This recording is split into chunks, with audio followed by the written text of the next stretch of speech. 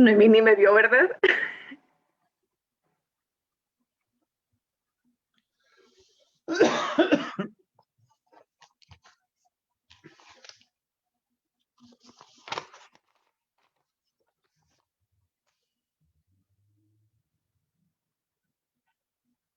Ok, pues ya estamos transmitiendo y nada más déjenme verificar porque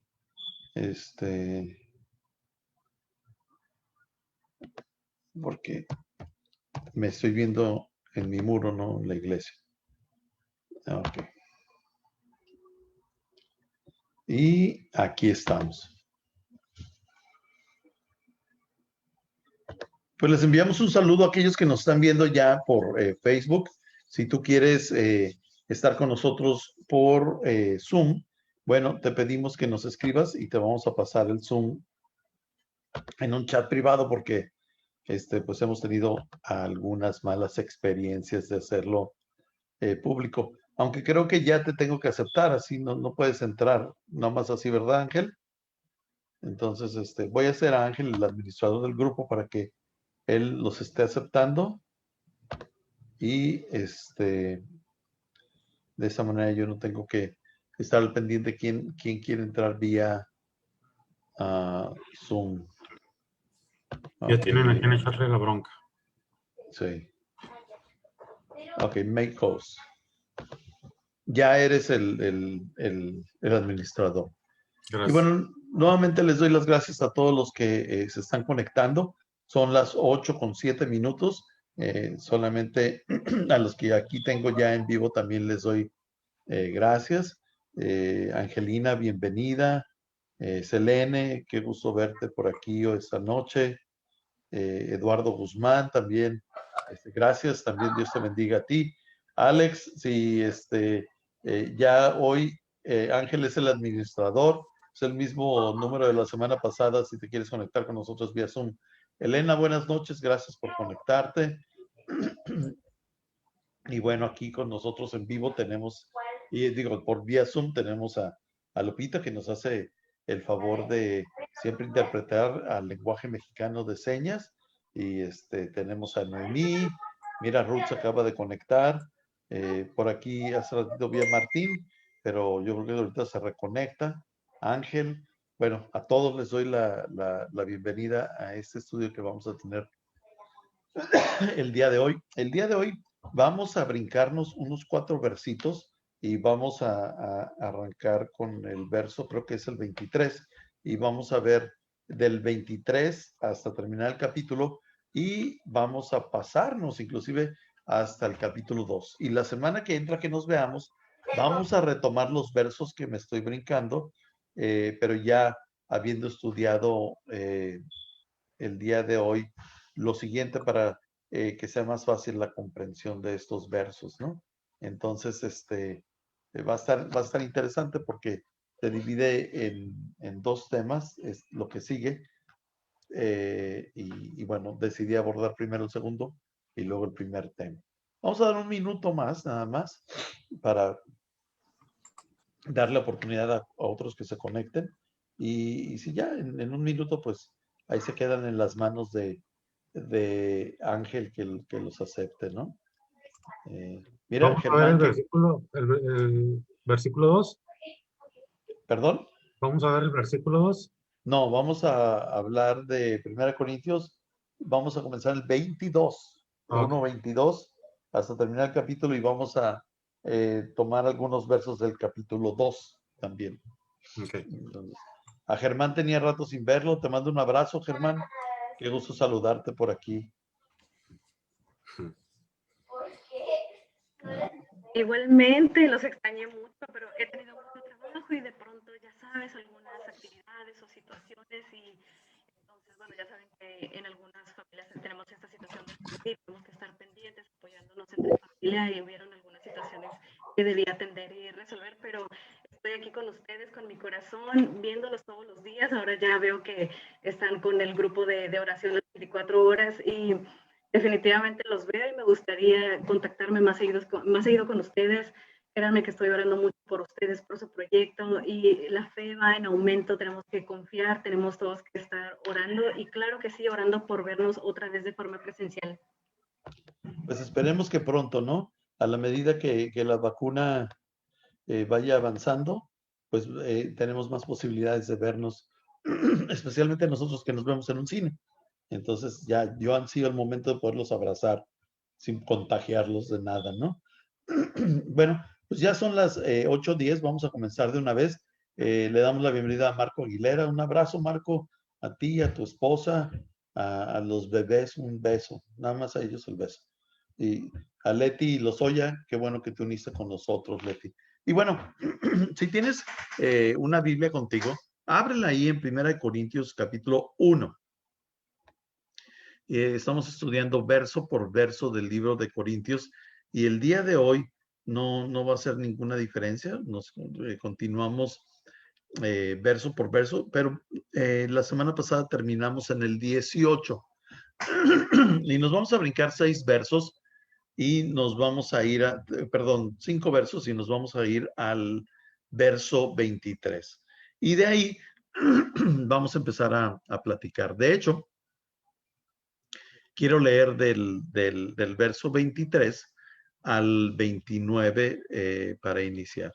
Y bueno, antes de comenzar, le quiero pedir a Samuel si puede hacer una oración para comenzar con ese estudio. Ahorita ya lo agarramos en la plena cena con una torta en la boca, por eso no nos muestra su foto, ¿verdad, Sammy? No, aquí estoy, aquí estoy. Claro que sí. Señor, gracias por la oportunidad de estar un día más aquí aprendiendo tu palabra, pudiéndola conocer versículo a versículo y podernos empapar de lo que tú tienes para nosotros. Gracias por la vida de Gerardo, que se da este tiempo. Es un privilegio escucharlo y escuchar lo que tú tienes que hablar a través de él, Señor. Nos ponemos atentos a lo que tú tienes que decirnos. En tu nombre, Jesús. Amén. Amén. Bueno, nada más rápidamente un recordatorio. Estamos estudiando 1 Corintios, que es una carta que Pablo está escribiendo a la iglesia que se encuentra en Corinto. Decíamos que la iglesia en Corinto se encontraba en una ciudad muy beneficiada económicamente, un lugar comercial muy fuerte, pero precisamente por ese pasaje que tenía comercial, era una ciudad muy perversa, era una ciudad de paso, donde sexualmente sucedían muchísimas cosas, muchísima prostitución, muchas trampas, muchas tranzas, por decirles bien definidas. Y ahí Pablo logra plantar una iglesia. Y esa iglesia Pablo la plantó y se quedó ahí 1 año y medio. Eso solamente se los quería mencionar porque la semana pasada, creo que sí fue la semana pasada, donde definimos que era un apóstol y decíamos que los apóstoles no son los que se dan los títulos y tratan de reinar sobre otras iglesias, sino son personas que invirtieron su vida, derramaron su vida en plantar las iglesias, en dejar liderazgo e irse a otras ciudades o otros lugares donde plantar más iglesias y estar al pendiente de ellas y de sus líderes. Eso es lo que hace un apóstol y es un trabajo obviamente muy difícil y muy desinteresado, no como muchos apóstoles modernos se definen, ¿no? Sino al revés, es entregarlo todo porque pues nadie quiere plantar una iglesia, sufrir con ella, sufrir por ella, disipularla, levantar liderazgo y luego renunciar a ser la autoridad máxima, ¿no? E irte a otro lugar a volver a plantar y volver a invertir y volver a empezar desde el suelo para volverla a dejar en manos de otras personas. Es un ministerio sumamente desinteresado que en contraste, sin yo mencionar ningún nombre, ni mucho menos atentar contra la crítica o con la crítica, mucho menos refleja ese corazón de que yo soy la autoridad, yo soy el que me deben de mantener de X y Y manera y de hablarme así. No. Desinteresado por completo planta Pablo estas iglesias, que no fueron ni una, ni dos, ni tres. De hecho, va a estar interesante investigar cuántas iglesias plantó Pablo, ¿no? Entonces, viendo desde este ángulo, yo quiero platicarles, antes que nada, una historia de donde vamos a partir de la vida de Pablo. Y esta historia la encontramos en otra porción de la Escritura, cuando Pablo va a Atenas. Y Pablo visita esta ciudad donde había mucho filósofo y mucho estudiante y culto, y era una ciudad completamente diferente. Y estoy buscando dónde dejé la cita bíblica de Pablo en el Areópago. Déjenme dárselas para que tengan la referencia.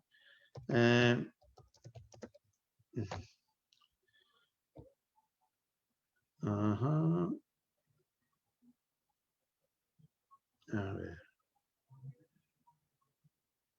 Híjole, ¿cómo es posible que?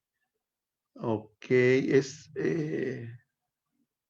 sí, es en el libro de los Hechos, en el capítulo 17, del 22 al 17,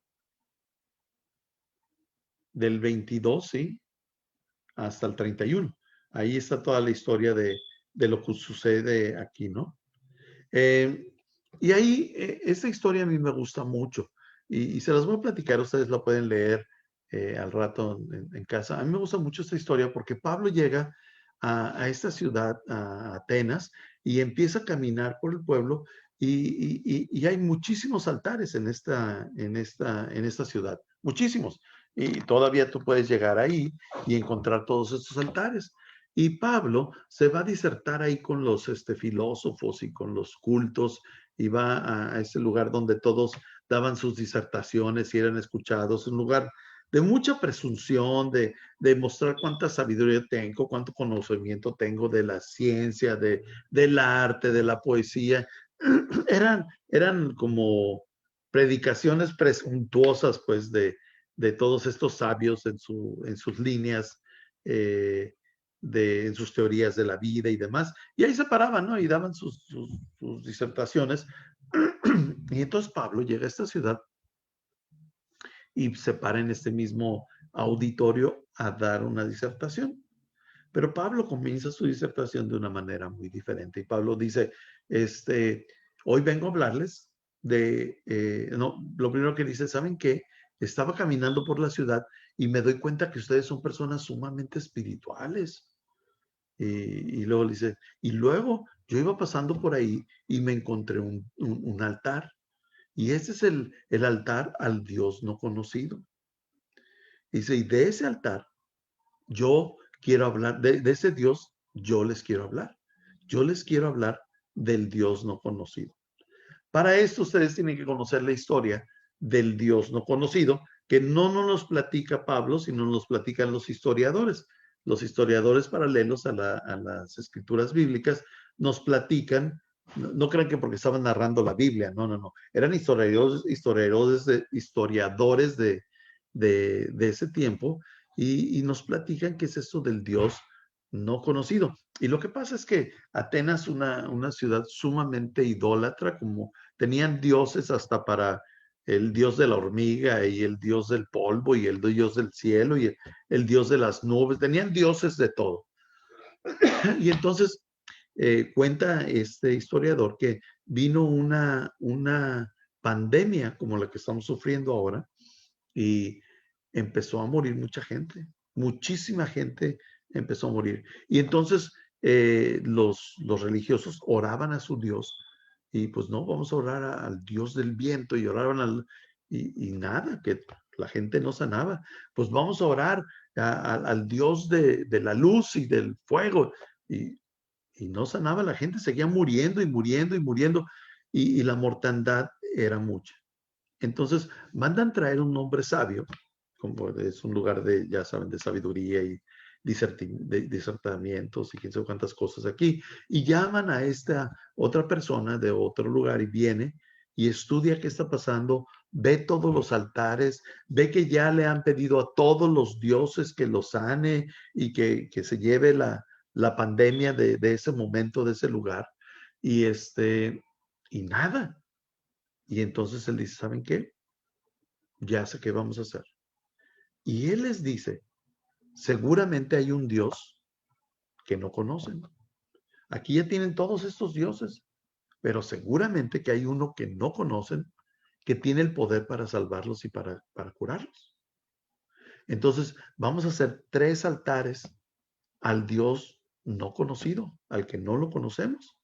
Y vamos a hacer 3 sacrificios y vamos a pedirle su misericordia. Y entonces la historia cuenta que hicieron estos 3 sacrificios y que este hombre alzó la voz a Dios y le dijo, Dios, no te conocemos. Eres un Dios desconocido para nosotros. Y eres el Dios que sí tiene el poder. Eres el Dios que sí tiene la autoridad. Eres seguramente el Dios verdadero y no te conocemos. Y te queremos pedir que sanes a la gente y pare la mortandad. Y lo ofrecen a los animales en sacrificio. Pues, ¿qué creen? Pues que se acaba la pandemia. Y entonces la gente dejó el altar al Dios conocido y era un altar muy famoso. Ahora, no cualquiera conocía esta historia. Todavía queda un altar de estos al Dios no conocido. Ustedes lo pueden todavía encontrar ahí en Atenas, ¿no? Y todavía pueden encontrar el Areópagalo ahí junto a uno de los edificios más famosos de Atenas, donde Pablo dio esta disertación. Pero aquí hay algo muy importante. Pablo no llegó ahí a Atenas a presumir que él era un conocedor de una línea doctrinal o de una línea de enseñanza o de filosofía cristiana, porque ustedes recordarán de la semana pasada que les expliqué que Pablo era un fariseo, o sea, Pablo conocía la Biblia de pe a pa, sabía todas las leyes, la enseñaba, la practicaba, o sea, era un súper conocedor. Si podríamos decir, un filósofo bíblico, ¿no? O un teólogo bíblico. Y él podía pararse y disertar ahí sobre la creación y todo lo que él, en base a la Biblia. Pero no llegó con esa actitud. Al revés. Pablo llega en una actitud que dice, ¿saben qué? Yo vengo a hablarles de ese Dios no conocido. Y lo primero que sucede ahí es que él establece un puente, porque la gente sabía quién era el Dios no conocido. El Dios que nadie sabía que existía, pero que tenía todo el poder para salvar al pueblo de su enfermedad y de su mortandad. Y les predica a Cristo, ¿no? Y dice la Biblia que después de ahí, de esa gente sabelo todo y de esa gente muy culta y de esa gente que se creía con todas las respuestas, pocos conocieron a Cristo. Y no pudo Pablo plantar una iglesia en Atenas. Y eso tiene también mucho que ver con dónde predicamos, a quién le predicamos. Hay gente que simplemente no desea escuchar nada de Cristo. Quieren quedarse en su necedad, en su propia sabiduría. Y la Biblia nos dice que está bien. O sea, y bueno, antes de regresar a Corintios les platico, ustedes recordarán la historia que Jesús platicó sobre el evangelismo. Y él platicó que iba un sembrador y aventó sus semillas. Y unas semillas cayeron en piedras. Y esas semillas que cayeron en piedras, pues no pudieron enterrar raíces y no creció ningún fruto. Otras raíces, otras semillas, cayeron en arbustos y esos arbustos ahogaron la semilla y no dio fruto. Pero otras semillas cayeron en la tierra buena y esa tierra sí dio fruto. Y esa es una historia que Jesús platica interesante, porque nos dice que no siempre donde prediquemos el evangelio la gente va a seguir a Cristo. De hecho, nos da quizá una proporción de cuánto prediquemos el evangelio, cuánta gente va a recibir su mensaje. Y nos dice que la tercera parte va a caer en tierra buena. ¿Será un número para calificar todo el evangelismo?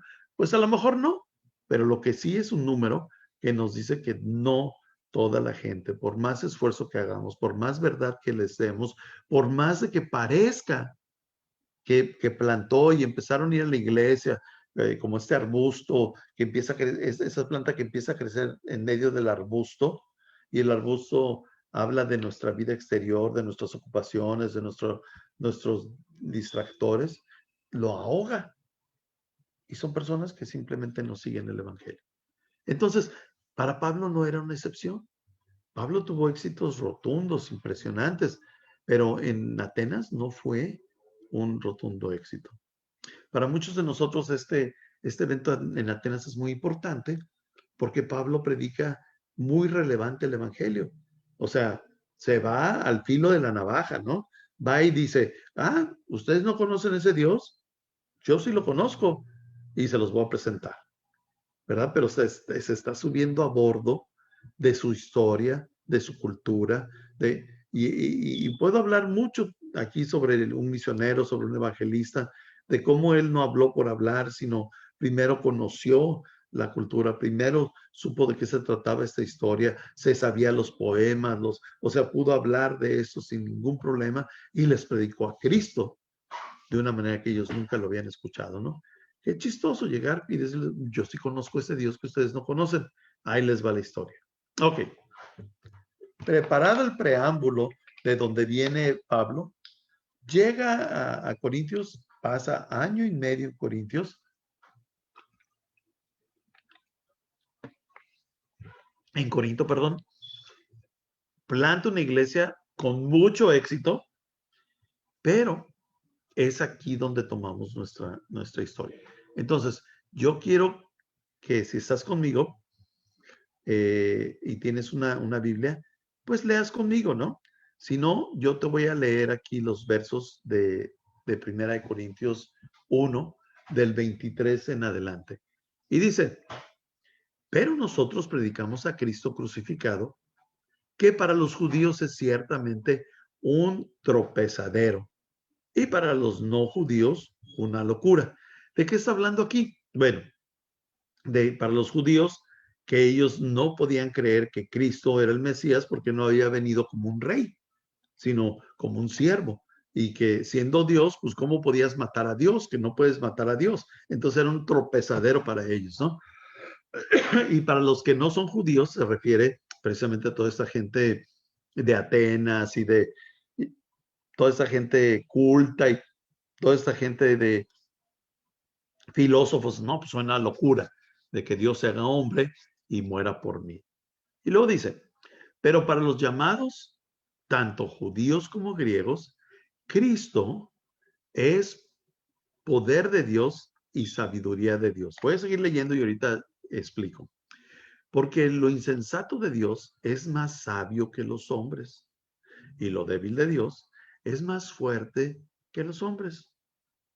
Consideren, hermanos, su llamamiento. No muchos de ustedes son sabios según los criterios humanos, ni son muchos los poderosos, ni muchos los nobles. Otra vez, ¿de qué está hablando aquí? Está haciendo un contraste entre Atenas y Corinto. Aquí dice, aquí no son filósofos, no son estudiosos, no son gente científica ni sabios, es gente normal. Aquí posiblemente pudiera decir Pablo, aquí hay comerciantes, aquí hay transportistas, aquí es lo que Pablo está diciendo. Dice aquí, pues nadie se puede creer mucho, no como allá en Atenas, donde la gente dice, soy súper sabio, puedo enseñarles a otros, y no. Y luego dice, en el verso 27, sino que Dios eligió lo necio del mundo para avergonzar a los sabios y lo débil del mundo para avergonzar a lo fuerte. Y el verso 28, también Dios escogió lo vil del mundo y lo menospreciado. Luego es una frase muy particular, dice, y lo que no es para deshacer lo que es, a fin de que nadie pueda jactarse en su presencia. Y todos estos versos tienen un mismo tema. El tema es que ellos no son sabios, ellos no son estas personas tipo Atenas, y luego dice, pero Dios los puede usar, y Dios los quiere usar, y de hecho Dios los va a usar, y dice, los que no son, ¿sí? O sea, los que no son sabios, los que no son doctores, los que no son ricos o que tienen influencia social, los que no son, o lo que no es, como dice, para deshacer lo que es. Y aquí hay este par de cosas, ¿no? Lo primero es que Pablo los ubica en su lugar. Les dice, ¿saben qué? Pues ustedes no son como estas personas. Pero eso no quiere decir que porque no son estos sabios, estos doctores, estos disertadores, estos hombres ricos, porque no sean eso, no quiere decir que no van a ser usados por Dios. Al revés, Dios los va a usar precisamente porque no son. Porque no son.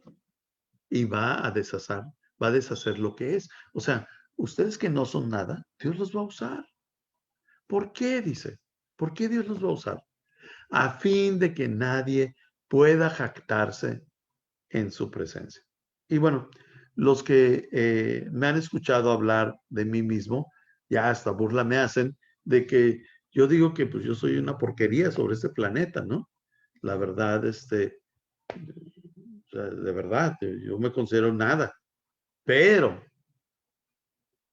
precisamente porque soy nada, Dios ha decidido tomar esta vida y usarla para demostrar a los demás que no es en sabiduría humana, en herramientas, en ser un extraordinario orador y una persona influyente en la ciudad, donde pues, se me abren las puertas por todos lados. No, no, no.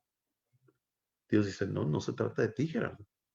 Se trata de mi presencia en ti.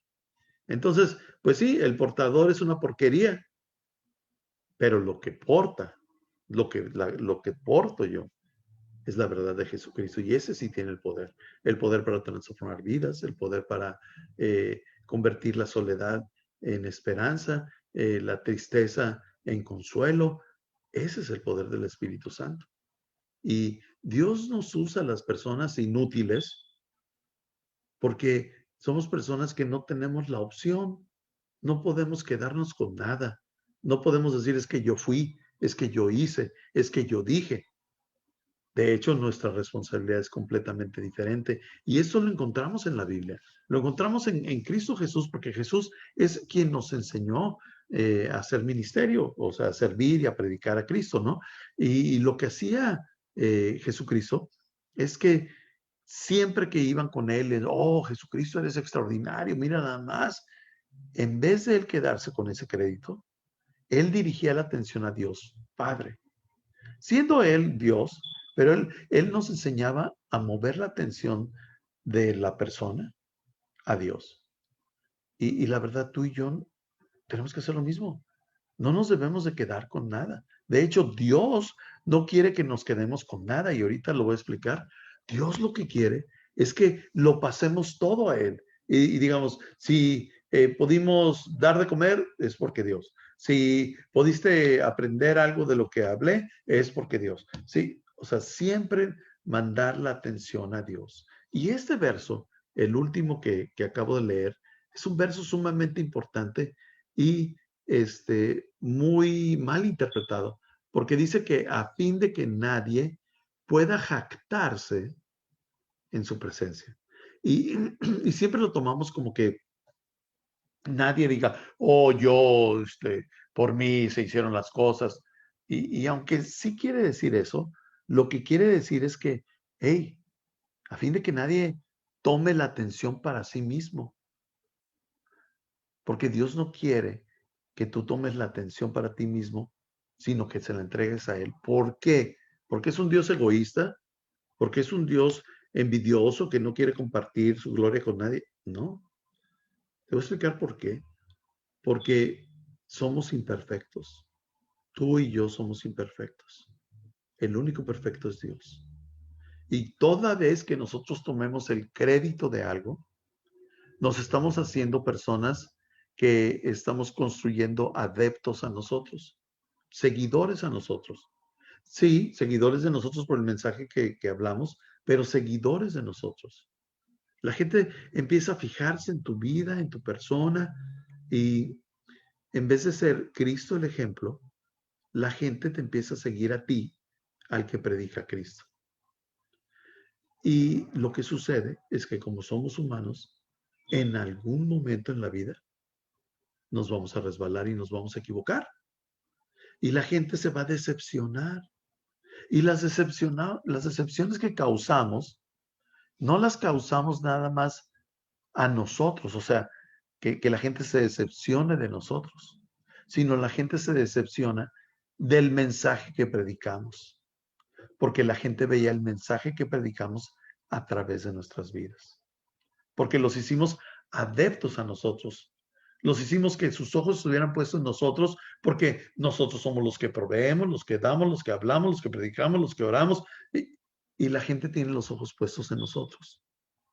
Y Dios dice, ¿sabes qué? Que nadie se gloríe, porque al final de cuentas te le hace daño a la persona, le hace daño a la iglesia, le hace daño a todos. Pero cuando no te jactas, sino llevas la atención de Dios, llevas la atención a Dios siempre, y quitas la atención de tu persona, pues tú los vas a poder decepcionar.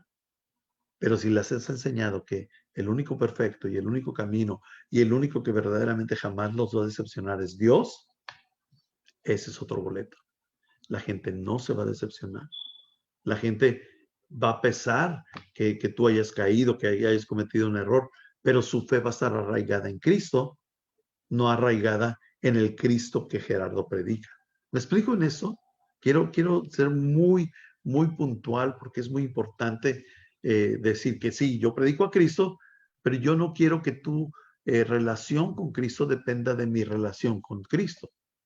Tu relación con Cristo debe depender de Cristo, nada más. Y yo simplemente ser un canal que sí sirvo a Cristo, te enseño sobre Él y todo, pero siempre le doy toda la gloria y toda la honra a Dios. Eso es vital, porque Dios no es un envidioso que no quiere compartir su gloria con nadie. Lo que Dios no quiere es que tú te jactes de hacer, decir o poder y luego decepcionar a la gente porque eres imperfecto. ¿Sí me expliqué? Ahora, aquí hay algo muy importante que quiero seguir extendiendo sobre esto, ¿no? Déjenme ver mis notas que ya no lo estaba viendo. Ajá. Ok. Después nos vamos al capítulo número 2 y empezamos en el verso 1. Y quiero que volvamos a ver la actitud de Pablo ahora. Ya vimos la actitud de Pablo en el Areópago. Ahora vamos a ver la actitud de Pablo en Corinto. Y él dice, así que hermanos, cuando fui a vosotros para anunciaros el testimonio de Dios, no fui con excelencia de palabras o de sabiduría. ¿Se fijan? Así como cuando fue con los en Atenas, que les habló exactamente como necesitaban ser escuchados. Aquí Pablo dice, yo no vine con ustedes como les hablé en el Areópago, presumiendo mi fluidez de conocimiento y de letras y de palabras. No, no, no, no, no. Yo vine a ustedes no con ese tipo de palabras, vine a hablarles sencillamente. Y luego dice, pues me propuse no saber entre vosotros cosa alguna, sino a Jesucristo. Y aquí hay algo bien importante, ¿no? Él dice, yo no sé ninguna herramienta, no me basé en otra cosa, yo vine a predicarles directamente a Cristo, el Cristo crucificado.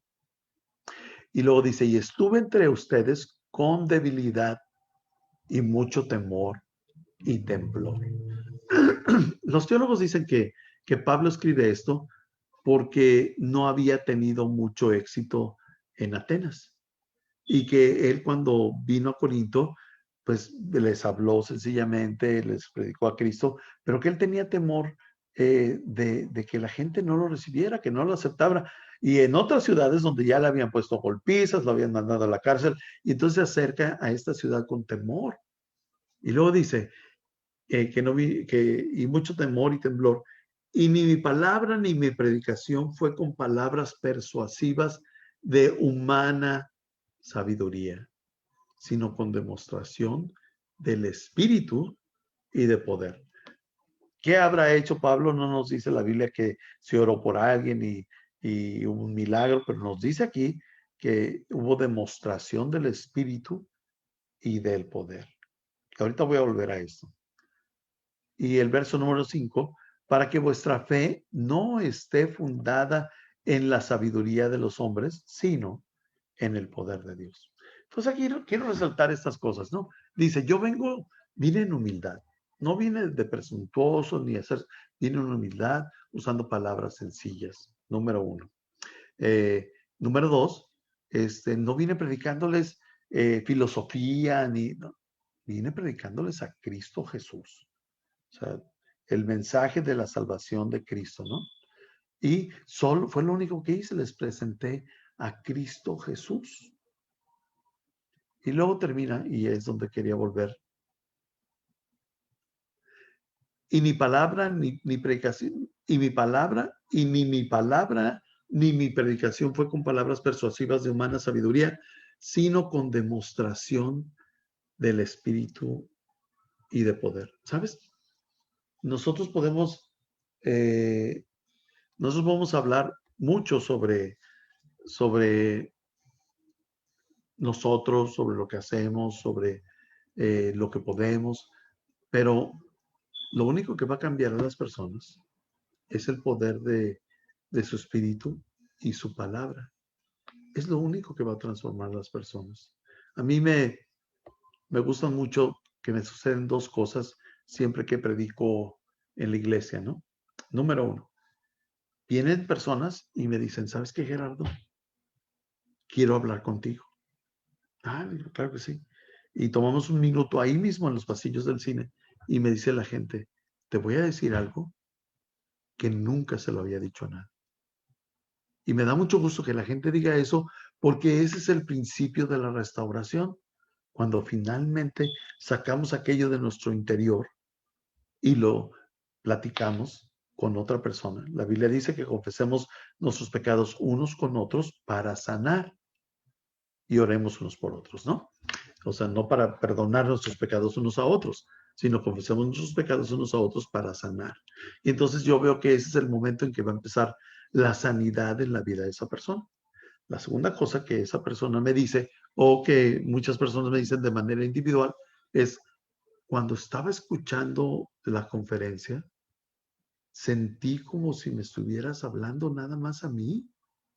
Yo dije por dentro de mí, ¿quién le platicó mi vida a este señor?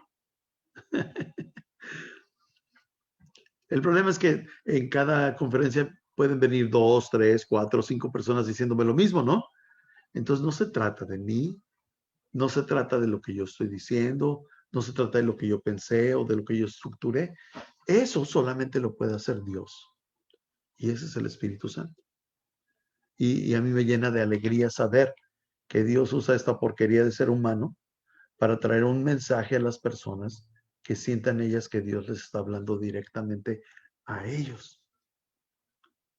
Cuando Pablo le habló a la gente de Corinto, el Espíritu Santo les habló a ellos. Y no es que se les haya aparecido el Espíritu Santo, sino que a través de las palabras de Pablo y la vida de Pablo, ellos fueron impactados por Dios y posiblemente uno de los pensamientos era, ¿cómo es posible que Pablo, sin conocerme, esté hablando todo esto en mi propia vida? Ese es el Espíritu de Dios. Y todos los ministerios y todos los pastores y todas las iglesias deben de depender del Espíritu de Dios y de la obra que Dios puede hacer. Mira, ha habido veces que yo comparto una conferencia y encima de que me digo, ay, Gerardo, eres una porquería de ser humano, yo digo dentro de mí, qué mal estuvo esta conferencia, estuviste, Gerardo, pero pésimo, ¿cómo te atreviste a compartir esto, no? Y salgo al pasillo y es la vez que más gente viene conmigo, hoy estamos hablando y Dios, yo dije, ¿cómo es posible? O sea, de veras que Dios usó al burro de Gerardo para poder decir algo, pero ese es el Espíritu Santo. Y todo ministerio y toda predicación debe depender de este poder del Espíritu Santo. Y si eso no sucede en las iglesias, que el Espíritu Santo está hablándole a los corazones y a las personas, no estamos haciendo el trabajo correcto. Hay otras maneras en las que el Espíritu Santo se puede manifestar en nuestras iglesias y su poder de manera sobrenatural. Sí, Sí las hay. Pero Dios quiere moverse a través de su palabra, de su mensaje, porque el mejor testimonio de que una iglesia está haciendo su chamba son las vidas transformadas. No que de repente salí de mi casa y me encontré unos zapatos porque necesitaba zapatos. No, el mejor testimonio en la iglesia es la gente que antes usaba drogas y ahora no usa drogas. Que antes tenía un amante y ahora ya no tiene un amante. Que antes robaban y ahora ya no roban. Que antes se dedicaban a vender prostitutas y ahora no. Ahora se dedican, no sé, a vender naranjas, ¿no? Vidas transformadas. Y eso solamente lo hace el Espíritu Santo de Dios. Los milagros son extraordinarios cuando una persona es sanada, cuando le sale, no sé, yo he visto cosas así, ¿no? Que las muelas se les tapan con oro y pues qué padre, uy, súper bien, ¿no? Pero lo más importante son las vidas transformadas. Las vidas transformadas. Y eso solamente lo puede hacer la palabra de Cristo.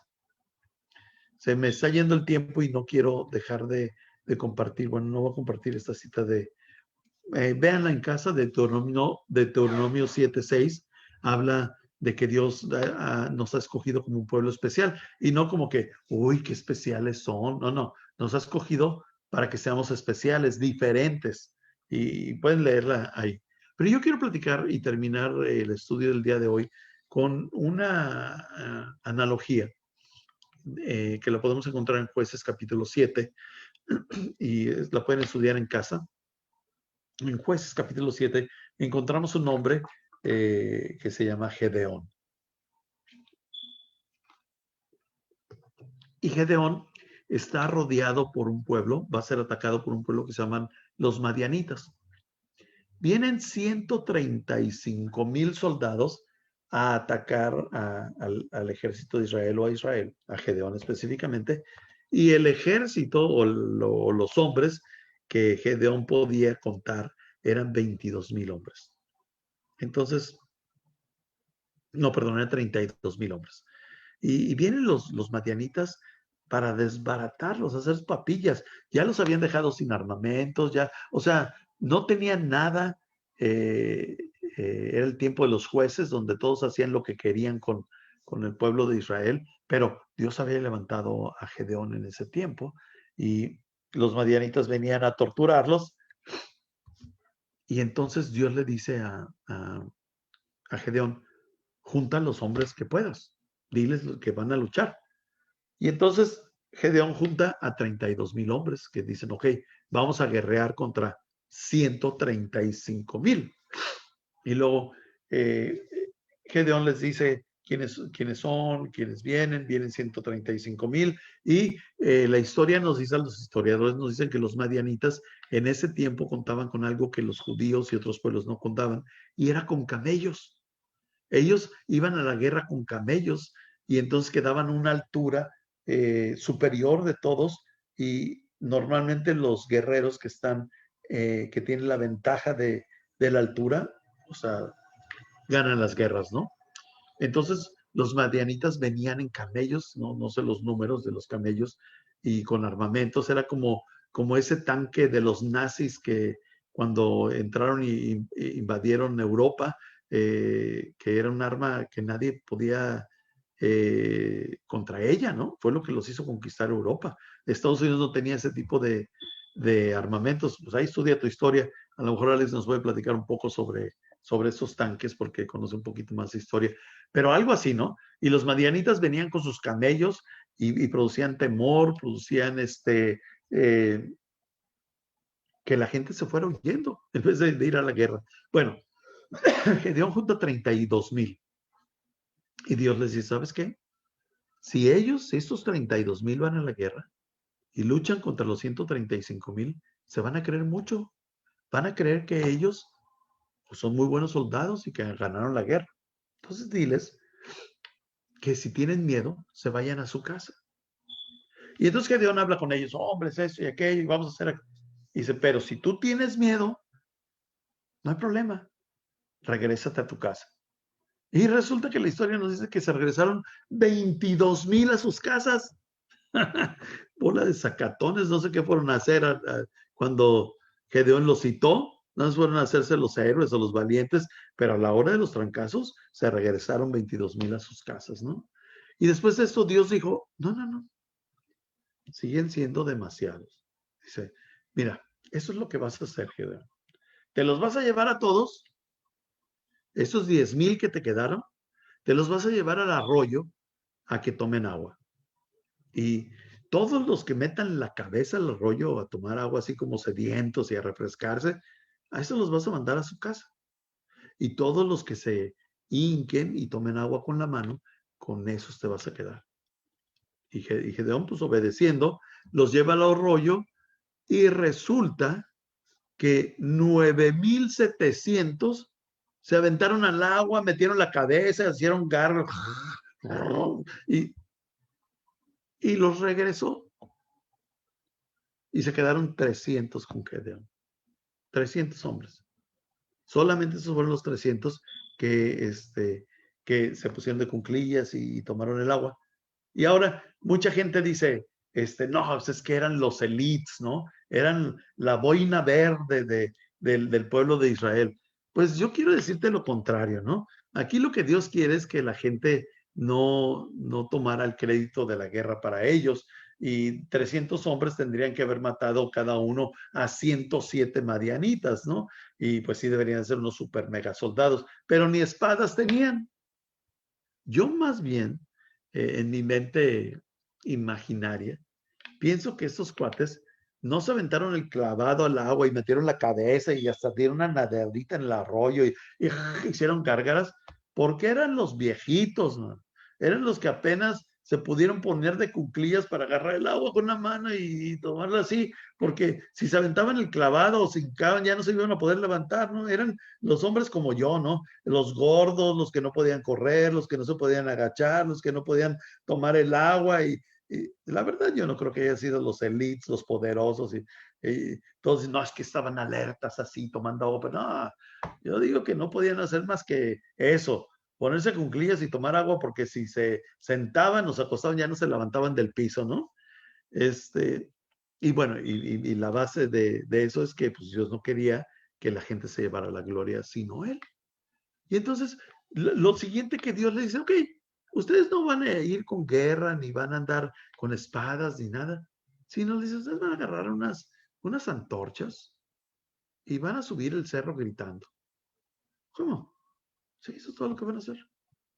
¿Para qué? Para que nadie dijera que ellos eran los que estaban haciendo. Y así fue como ganaron la guerra. Los otros se espantaron y que venían cientos de miles contra ellos y se acabó la guerra. Y es que aquí nos enseña una lección muy, muy tremenda esta historia. Y es que todo lo que debemos entender es que todo lo que hacemos, todo lo que logramos, todo lo que tenemos éxito, todo lo que hacemos en ministerio, todo, no se trata de nosotros. Se trata de que Dios está haciendo las cosas a través de nosotros.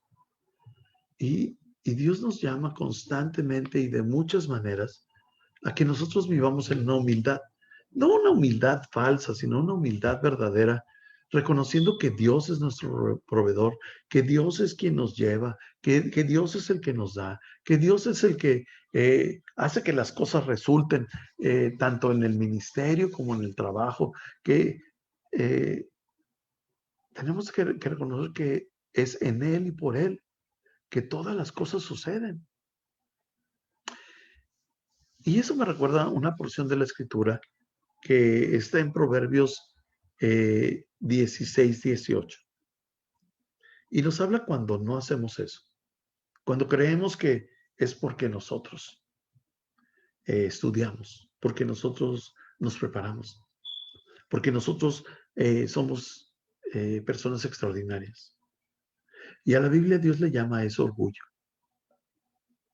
Y dice Proverbios 16, 18, el orgullo va delante de la destrucción y la arrogancia antes de la caída. Mira, Cuando empiezas a escuchar a una persona que dice yo, ¿sabes qué? Hazte un lado, mano, porque, no sé, capaz de que se salpica de la partida de trompa que se va a dar cuando se caiga en su vida. Porque antes de la caída viene la arrogancia. Antes de la destrucción viene el orgullo. Cuando nosotros dejamos a un lado el orgullo, cuando dejamos a un lado la arrogancia, cuando vivimos en humildad y le vivimos dando crédito a Dios, eso nos hace libres. Y te voy a decir de qué nos hace libres. Te hace libre de la responsabilidad de decepcionar a las personas. Porque si la gente no te está viendo a ti y está viendo a Dios, Dios jamás los va a decepcionar. Pero si tú haces que la gente te esté viendo a ti, tú siempre vas a decepcionar a las personas. Siempre vas a decepcionar a las personas. Yo le digo a las personas que se acercan a mí, con aquellas que tengo amistad, aquellos que tienden a decirme, pues, cosas bonitas, ¿no? Yo les digo, ¿sabes qué? Yo no soy esa persona. A quien estás viendo es a Dios. Yo soy una porquería. Y quito la atención de mi persona porque yo no quiero defraudarlos. Y les digo, si tú sigues poniendo la atención en mí, yo te voy a defraudar. Un día, intencionalmente a lo mejor, y prefiero pensar que inintencionalmente, te voy a defraudar. Y el problema con personas como yo, que la gente se siente defraudada, muy posiblemente se aleje de Dios. Y yo no quiero tener esa responsabilidad. Y el hecho de tratar de ser humilde y de decir por Dios, para Dios, en Dios, se hacen todas las cosas. A Él se merece toda la gloria y toda la honra. Eso me hace libre. Y yo te invito a tú vivir en esta libertad. Pablo dice, ¿saben qué? Yo no vengo a hablarles con palabrerías, ¿no? Yo vengo a predicarles el mensaje poderoso de Jesucristo, que su Espíritu Santo me ha respaldado y ustedes lo han visto y lo han escuchado. Eso es todo lo que yo vengo a predicarles. No se trata de lo que yo digo, sino se trata de lo que Dios dice a ustedes, ¿no? Y esta porción de Corintios, la vi prudente nada más separarla para hablar esto de vivir en humildad, porque Pablo no era humilde. Si tú conoces la historia de Pablo, era un engreído, era un era un perseguidor de la iglesia y los mataba y los juzgaba. Él tenía toda la autoridad para arrestarlos, juzgarlos y matarlos. Era un tipo de lo peor, ¿no? Justo en su propia opinión, conocedor de la Biblia, y entonces Dios le da la vuelta por completo y lo hace un hombre humilde, predicando según la necesidad, no según sus pretendencias y su cultura, sino a donde quiera que él iba, entraba con humildad y predicaba el Evangelio de Cristo. Y bueno, aquí le vamos a dejar. Son las 8:58 y yo quiero abrir aquí a los muchachos a algún comentario, alguna pregunta, pero antes de eso, me voy a ir aquí a Facebook a ver si hay algún comentario, alguna pregunta rápida en lo que los muchachos que tengo aquí enfrente de mí, ellos hayan puesto, piensen sus comentarios, sus preguntas. Ok. Benjan, estamos muy contentos de que estés bien, mano. Te mando un gran abrazo. Dios te bendiga. Y estoy muy contento que te hayas unido al grupo de oración nuevamente. Saludos, Noemí, qué gusto verte. Si andas por acá por Tijuana, pues qué suave. Y si andas, quién sabe dónde en el mundo, pues igual, qué envidia. Pero ya me dijiste que París está cerrado, así que no podías hacer más que salir a comer. Angelina dice, ese es el respaldo del Espíritu Santo. Exactamente, que me imagino cuando hablaba, que la gente decía, ay, pareciera que me hablaban nada más a mí, ¿no? Bien, ok. Creo que aquí no hay más que porras. Entonces, voy a abrir aquí en el Zoom. Alguien que quiera hacer un comentario, preguntar, decir algo, este es el momento. Te tienes que desmutar tú, yo no te puedo desmutar, porque Ángel es el que controla ahorita los micrófonos. Noemí va a participar. Ok, adelante. Hola, buenas noches a todos. Muy buenas noches. Sí, tengo una pregunta, de hecho, Gerardo.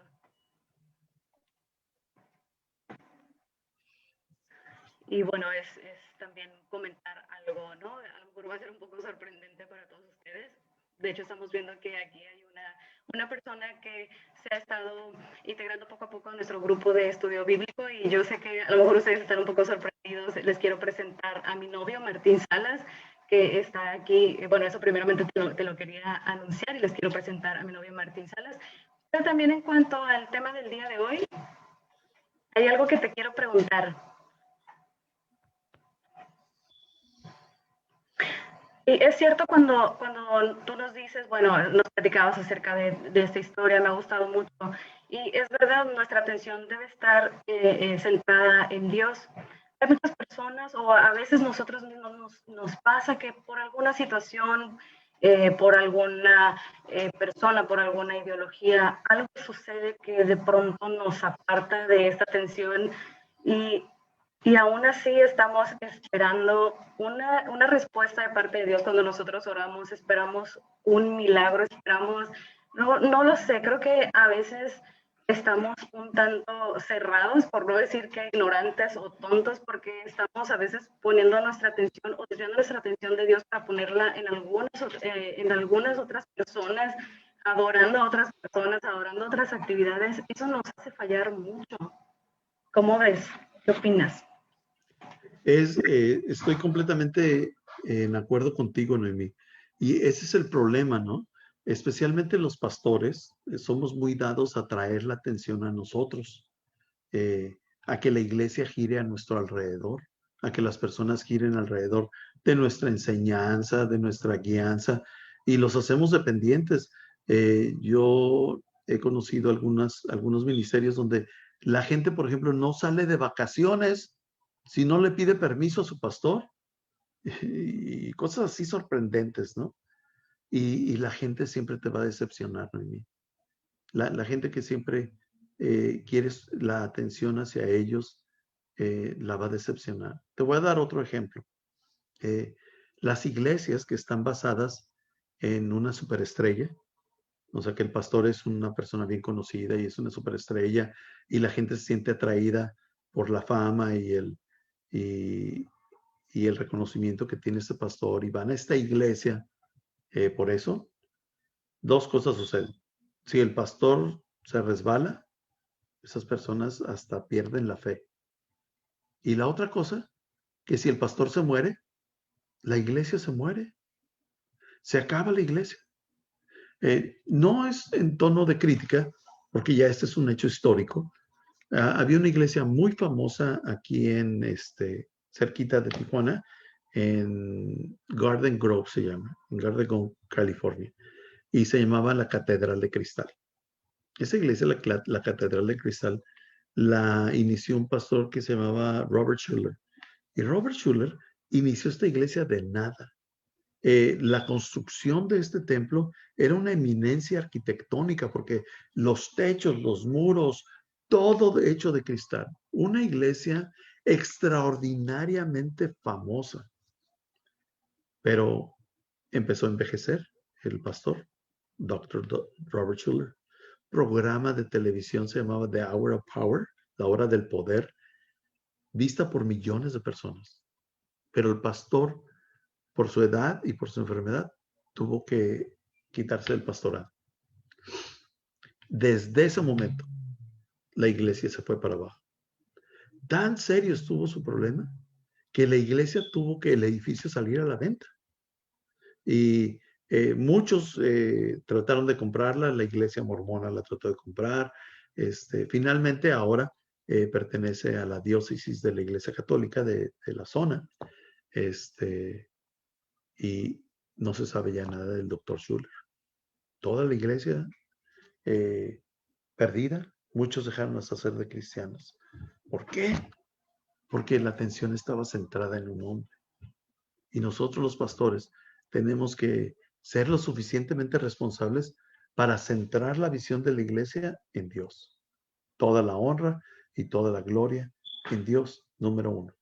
Y número 2, dejar bien definida la visión de la iglesia para que la gente pueda seguir un camino aun cuando el pastor no está presente. Es muy triste, y te estoy hablando de ejemplos así muy grandes, pero es muy triste cuando ponemos los ojos en los pastores. Ahora, eso no quiere decir que digamos a la gente, pon los ojos en Cristo y que nosotros no seamos testimonio, ¿verdad? Tenemos que vivir rectamente. Claro, vamos a decepcionar y vamos a tener errores, pero no vivimos ni habitamos en nuestros errores. Es una responsabilidad. La Biblia dice que a nosotros, especialmente a los pastores, a los que enseñamos la palabra, tenemos una responsabilidad aún mayor, que Dios nos va a llamar a cuentas de la manera en que estamos viviendo. ¿Por qué? Porque cuando la gente se fija en nosotros, que normalmente es el inicio, cuando la gente empieza a madurar, empieza a aprender a poner su vista en el Señor, somos piedra de tropiezo y evitamos que la gente se entregue a Jesucristo. Entonces, sí estoy de acuerdo contigo en tu comentario y la verdad es que este es un llamado para que pongamos los ojos en Cristo. Y sabes, yo les digo a mi iglesia, ustedes asegúrense que lo que estoy diciendo está en la Biblia. Y de hecho, yo trato de predicar con lo que digo y digo, porque la Biblia dice. Y digo otro punto, porque la Biblia dice. Y digo otro punto, porque la Biblia dice. Pues no se trata de lo que piensa Gerardo, se trata de lo que Dios dice. Entonces, pero alguien puede venir y decirme, oye, ese verso no decía lo que decías. Y tienen que, la gente en vez de cerrar los ojos y ciegamente creerle a Gerardo, también tiene la responsabilidad de meterse en la palabra. Y es mi responsabilidad guiarlos a eso, ¿no? No nada más que, créanle en mí, no. Créanle a la palabra de Dios. No sé si redundé y contesté sobre tu comentario, Noemí. Sí, así es. Muchas gracias por explicarlo, pastor.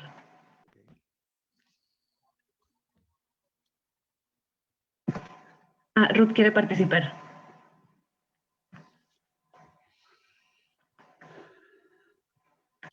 Hola. A mí me ha gustado mucho, sí, precisamente lo que nos explicabas ahora acerca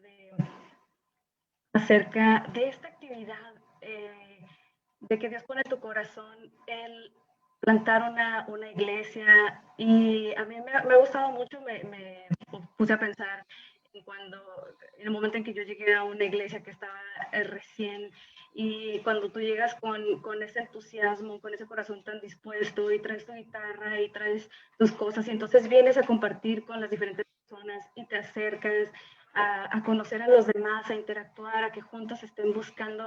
A lo mejor algunas personas van a asombrarse si vienen por primera vez. ¿Sí me están viendo bien? Ok. Empiezan, no sé, a lo mejor algunas personas pueden asombrarse, pero poco a poco pues vamos acercándonos, vamos interactuando. También sabes que a una iglesia llegan personas de diferentes, pues que ya tienen diferentes prácticas, que tienen una diferente cultura, que tienen, a lo mejor ya vienen de otras iglesias, ya tenían otra ideología, y no se trata de traerlos a la fuerza, sino que es cierto, así como lo dices, pastor, nosotros como cristianos tenemos la responsabilidad de que ellos precisamente vean nuestro comportamiento, nuestra actitud, lo que nosotros hacemos, y entonces ellos poco a poco tienen esa motivación por acercarse, por conocer. A lo mejor ellos después al tiempo dicen, ok, yo quiero también participar en la alabanza, o yo también quiero participar compartiendo. Entonces, en vez de haber sido una persona, ahora ya somos dos, y vamos acercándonos y vamos creciendo como iglesia. Y eso a mí me da mucho gusto, y le doy muchas gracias a Dios por eso. Y claro que es para la honra de Dios, no es algo que hacemos nosotros. A lo mejor cada vez van involucrándose más personas de nuestra familia en las actividades de nuestra iglesia.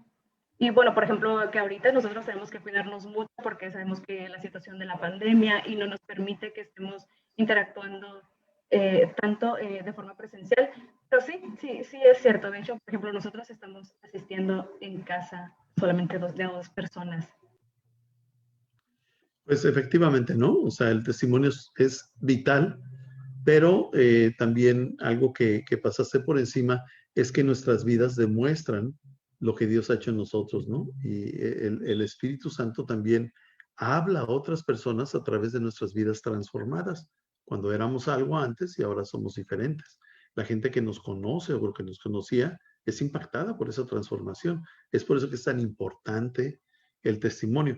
Ahora, yo antes decía, no, hay que ser sumamente humildes y no mostrar, pero la Biblia dice así, textualmente, que permitamos que las personas vean nuestras buenas obras para que den gloria a Dios.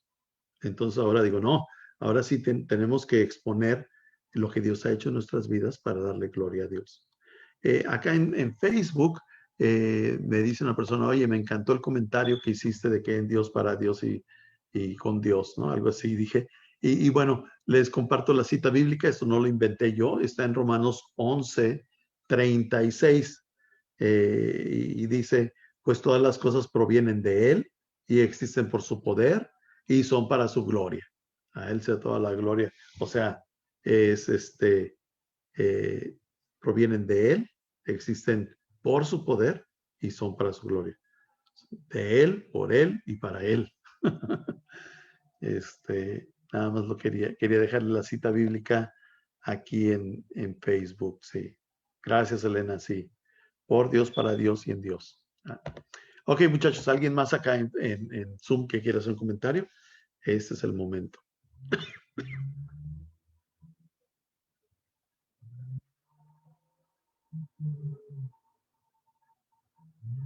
Todos callados. ¿Tú estabas diciendo like o estabas diciendo yo, Alex? Like. Ah, ok. No, pero de hecho sí me gustaría decirte algo. La verdad que me arruinaste completamente la historia bíblica de Gedeón. Nunca voy a volver a ver la historia de Gedeón de la misma manera. De los 300 valientes. Sí, los 300, ¿no? Destruiste por completo la película que yo tenía de los 300 valientes de Gedeón, así, básicamente. Nada, honestamente, a mí me encantó cómo explicaste en sí la situación de Pablo en estos pasajes, y más que nada la importancia que es que sí, demos testimonio, pero también de que le hagamos saber a la gente de que no somos nosotros, sino es Dios en nosotros. Así que para mí eso toma mucho valor, y más que nada porque pues lo hemos vivido en muchas situaciones y en pues lo que le llaman iglesias de moda, iglesias con el estilo de este año y así, y de que pues mucha gente se enfoca en el predicador, pero no se enfoca en lo que se está predicando, que es lo más importante, que es Dios. Así que qué padre que Dios nos enseña esto a través de la vida de Pablo, y cómo tomar a un hombre que, pues honestamente, cuando Pablo era Saulo, pues se enfocaba pues sí, quería agradar a Dios, pero a su manera, y también, pues me imagino que era una persona muy engreída, muy orgullosa, que se jactaba de lo que conocía y de lo que sabía, y ahora vemos a Pablo completamente reformado y completamente diferente a lo que era antes, y de que pues predicaba a Dios y que todo era para Dios y por Dios y en sí para Dios. Así que me encantó esos pasajes que estudiamos. Bien. Oye, Alex, ¿y te acuerdas del nombre de los tanques del ejército nazi en el tiempo de Hitler? Sí. ¿Sí te acuerdas del nombre? Sí, los Tigers, o sea, eran las divisiones Panzer, pero pues se pueden dividir en los Tiger, el Tiger 1, Tiger 2, Tiger 3 y Tiger 4. Que fueron el arma letal para conquistar Europa, ¿no? Bueno, sí. Pero igual, ahora con los... aclarando nomás en cuestión de historia, si quieren, en sí no fue el tanque lo que hizo, lo que fue muy efectivo al momento de el ejército alemán poderse apoderar de Europa, sino era el método de ejercicio o el método de táctica militar que tenían, que era el Blitzkrieg, que era utilizar tanques, la fuerza aérea y la infantería como uno solo para poder avanzar y poder invadir, eso era lo nuevo en ese tiempo. No se conocía ese tipo de estrategia militar, el hecho de conjuntar las tres áreas del ejército en una sola forma de ataque, y es por eso que tuvo tanto éxito el ejército alemán en un principio. A ver, yo sabía que tú sabías. ¿Alguien más quiere decir algo, muchachos, esta noche?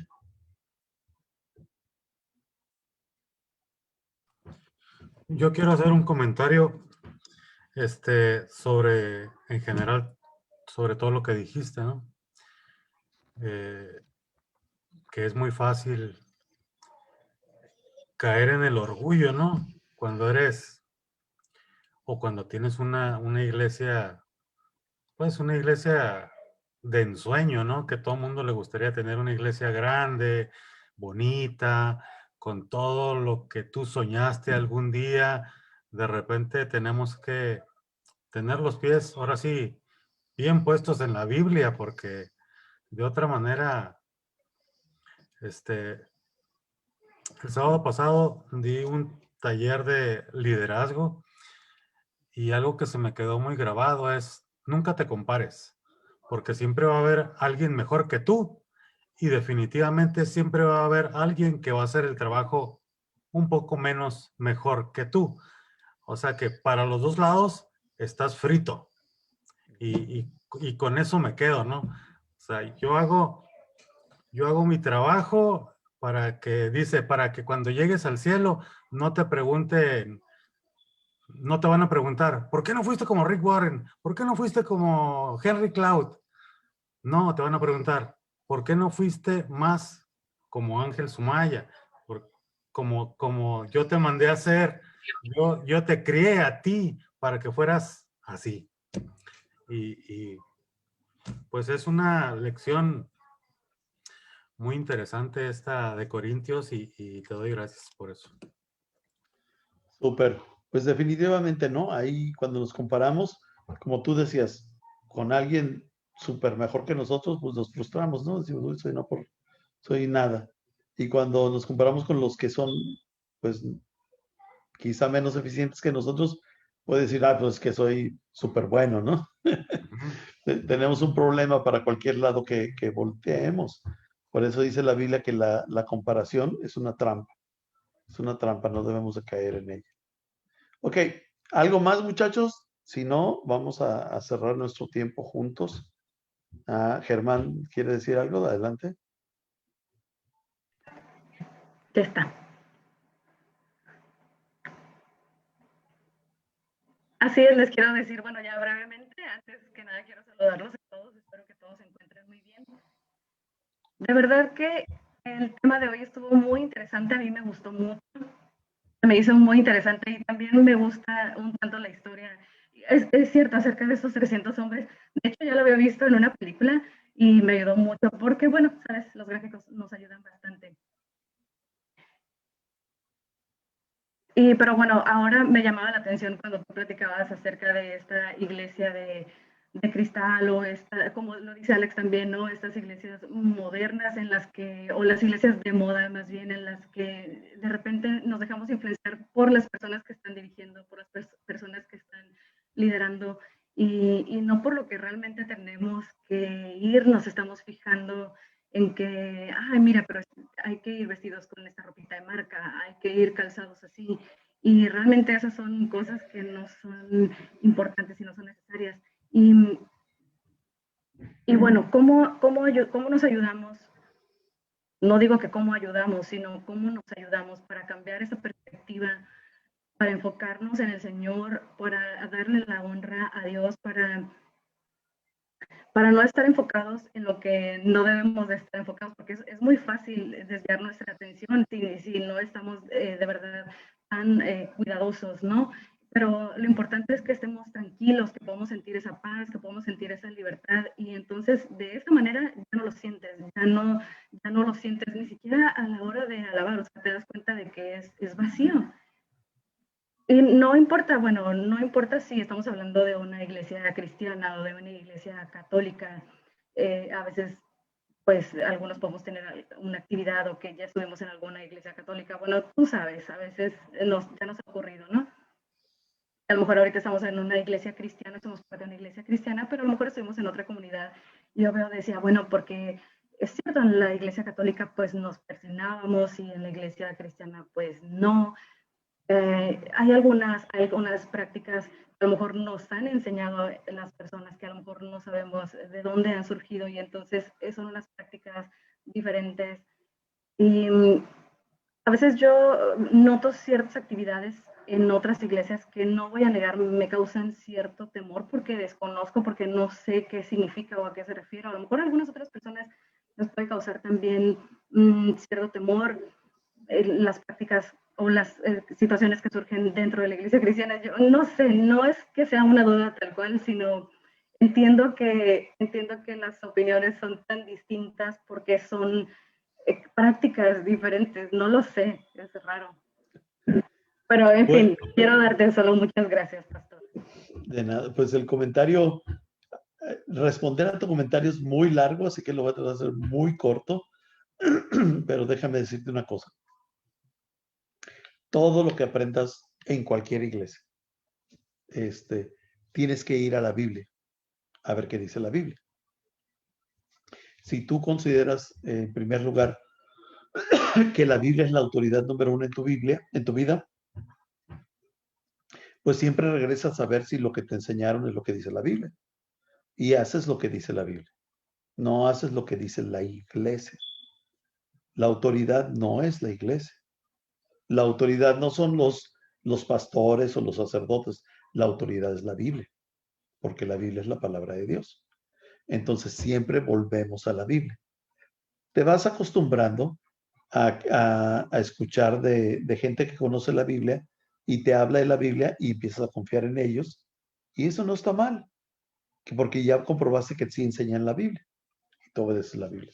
Pero cuando te empiezas a dar cuenta que lo que dice la gente no está en la Biblia, sino viene de diferentes raíces, puede venir de la iglesia, o sea, las costumbres de la iglesia, o puede venir de la tradición, o puede venir de las autoridades de la iglesia y no de la Biblia, eso no tenemos que obedecerlo. Tenemos que hacer lo que la Biblia dice, no lo que una línea doctrinal dice o lo que una autoridad eclesiástica dice. Hacemos lo que dice la Biblia y es por eso que es importante que la gente siempre vaya y no tome por sentado las cosas. Vaya y diga qué dice la Biblia. La gente que a mí me conoce sabe que en mis conversaciones termino diciendo que qué dice la Biblia. Y busco qué dice la Biblia y terminamos nuestra conversación con eso. Porque yo no voy a hacerle caso a ninguna otra cosa más que a lo que diga la Biblia. Ese es uno. Hay otro tipo de cosas. Hay cosas que la Biblia habla de ellas, pero que no todas las iglesias las practican.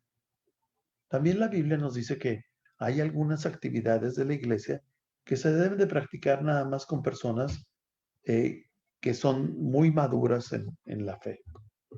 Pero no voy a meter al tema, pero Corintios nos dice que la práctica de hablar en lenguas, interpretar lenguas, esta práctica tiene que ser únicamente en lugares donde todas las personas comprendan de qué se trata esto. Entonces, cuando no lo hacemos así, no estamos obedeciendo la Biblia y la gente se confunde. Porque dice, pues, ¿qué está pasando aquí? ¿Qué es en esta iglesia? Bueno, no estoy diciendo que no sean bíblicas esas cosas, solamente que la Biblia dice que esas cosas tienen un lugar y tenemos que aprender a practicar esas cosas en ese lugar para que no confundan las personas y que las personas que estén ahí comprenden qué está sucediendo. Pero hay otro tipo de cosas que no son esas, sino que son prácticas de adoración. Hay iglesias que adoran brincando y les encanta correr con banderas, trompetas y brincos durante 2 horas antes de que alguien se pare a predicar ahí. Y hay otras iglesias que no. Hay iglesias donde tú ves velas y ves batas y hay mucha solemnidad. Y en medio de esas dos hay de todo tipo, ¿no? Pero esas son expresiones de adoración que Dios ha permitido que existan porque todos somos diferentes. A lo mejor yo soy una persona que he tenido un pasado difícil porque era muy pecador yo. Y yo estaba en lugares muy estridentes y ahí vendía prostitutas o qué sé yo. Y yo no necesito una iglesia escandalosa, ni donde estén bailando, ni brincando, porque me perturban, a lo mejor me recuerda mi vida pasada. Y yo digo, no, yo necesito un lugar muy serio, un lugar solemne, donde yo pueda concentrarme en Dios, donde hay un vitral y me inspire y donde hay unas velitas y donde la persona que sale predique con mucha solemnidad y respeto. Y Dios ha permitido que haya iglesias así. Hay muchas iglesias cristianas así, exactamente así. Pero hay otras personas que no, yo soy bien alegre, yo quiero expresarle a Dios mis emociones con mi cuerpo, con mi voz, y quiero gritar y brincar. Hay iglesias así. Son cuestiones de expresión. Todo eso es adoración. Y la Biblia no dice que hay una adoración perfecta, que dice, esta es la mera mera.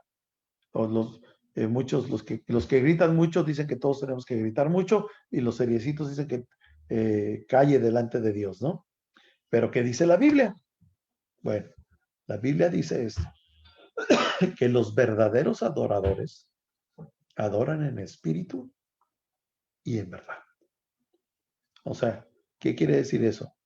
Que no nada más brincan, patalean y son emociones, sino es su vida. Su vida es un instrumento de adoración. Adoramos genuinamente, adoramos en verdad, y tenemos el espíritu correcto. No vivimos una cosa afuera y los domingos otra cosa adentro. En espíritu y en verdad. Entonces, yo pudiera ampliar mucho sobre ese tipo de adoración y pudiera también enseñar que la adoración no nada más es cantar. La adoración es toda cosa que nos enseñe o practiquemos en concentrarnos en Dios. ¿Sí? Nos concentramos en Dios cuando cantamos y tenemos ese tiempo en la iglesia, pero nos concentramos en Dios cuando escuchamos una predicación, cuando leemos la Biblia, cuando memorizamos la palabra de Dios. Todo eso es adoración. Y la Biblia dice que lo hagamos en espíritu y en verdad. Entonces, ahí lo voy a parar porque puedo hablar muchísimo sobre estos puntos, ¿no?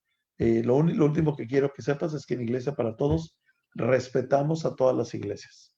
Las iglesias cristianas que son estridentes, no las criticamos. Inclusive los muchachos que han recogido el sonido conmigo, después de la iglesia recogemos el sonido y pasamos por un lugar donde hay una iglesia de estas, muy, muy expresiva, y salen a las calles a gritar y nosotros en vez de burlarnos, les regalamos aguas, ¿no? Porque los vemos que ya están de lengua de fuera ahí y nos paramos en el alto y les damos sus aguas y les decimos, tú síguele, brother, y gloria a Dios, y ellos bien emocionados les siguen ahí, ¿no? No lo hacemos así en Iglesia para Todos, pero no lo criticamos. Igual, yo tengo amigos que van a iglesias muy seriecitas y yo no les digo que tienen que adorar de la manera que yo lo hago, la manera, yo digo, si eso para ti te da la oportunidad de tener adoración en espíritu y en verdad, de verdad te metes con Dios, profundizas en tu vida, te da transformación y eres genuino, mira, calladito o ruidosito, eso no tiene trascendencia. Entonces, espero haber ampliado tu criterio en estas cosas. Y cualquier duda, pues nos dejas saber, ¿no? Oye, Gerardo, ¿no es que esa iglesia se cuelgan de un árbol? Bueno, pues la Biblia no dice que se cuelguen del árbol, pero pues pues ya lo analizaremos en el momento, ¿no? Ok, muchachos, ¿algún comentario más para cerrar? Tenemos 2 minutos para terminar. Hola, buenas noches. Hola, Martín. No, solo quería agradecerle a Noemí por haberme invitado. De hecho, es apenas la segunda vez que los conozco. Así que hola a todos. Y solo les quería decir que cuídense y que pasen buenas noches. Muchas gracias, Martín. Muchas gracias por saludarnos. Te mandamos un gran abrazo. Ojalá te podamos seguir viendo por estos rumbos. Ok, muchas gracias por todo. Ok, Alex, ¿pudieras hacer una oración para cerrar nuestra reunión de hoy, por favor? Claro que sí, claro que sí. Pues vamos a orar. Padre, muchas gracias primeramente por esta reunión, gracias por las personas que se pudieron conectar, no solamente por vía Zoom, pero también por vía Facebook. Y también, Padre, gracias por la vida de nuestro pastor que pues tú has puesto en su corazón y en su boca las palabras que pues necesarias para podernos explicar y podernos hacer entender lo que tú nos quieres decir a través de tu palabra. Gracias por su entendimiento, por su disciplina y también su disposición a enseñar. Gracias, Señor, por todo lo que nos han enseñado en esta noche. Te pedimos que lo podamos comprender de la mejor manera y lo mejor, que lo podamos poner en práctica en nuestra vida diaria. En nombre de Cristo Jesús, ayúdanos a descansar en esta noche y quedamos en tu cuidado. Amén. Amén. Pues muy bien, muchachos, les mando un gran abrazo virtual mientras tengamos la oportunidad de volvernos a ver y darles el abrazo en presente. Dios les bendiga mucho. Buenas noches. Chao. Buenas noches. Dios los bendiga a todos. Amén.